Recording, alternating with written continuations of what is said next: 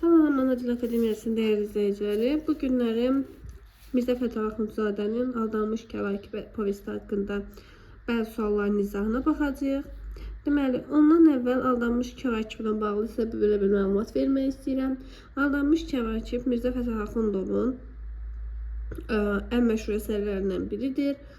1857-ci ildə yazılmışdır. Aldanmış Kəvakib əsəri başdan ayağa kinayədən ibarətdir. Onun adı belə deməli, Aldanmış Kəvakib, yəni ulduzların aldanması deməkdir, amma burada ulduzlar yox. İran əhalisi özü aldanır.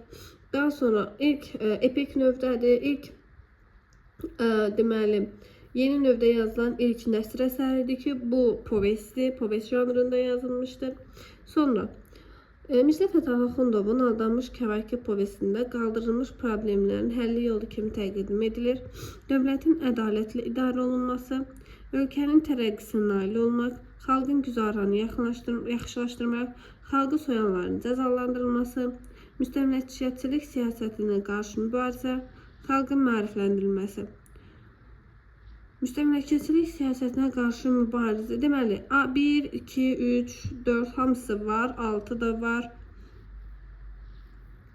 Müstəmləkəçilik siyasəti hamısı var uşaqlar, amma müstəmləkəçilik siyasəti ilə bağlı heç bir məlumat yəni bu əsərdə yoxdur.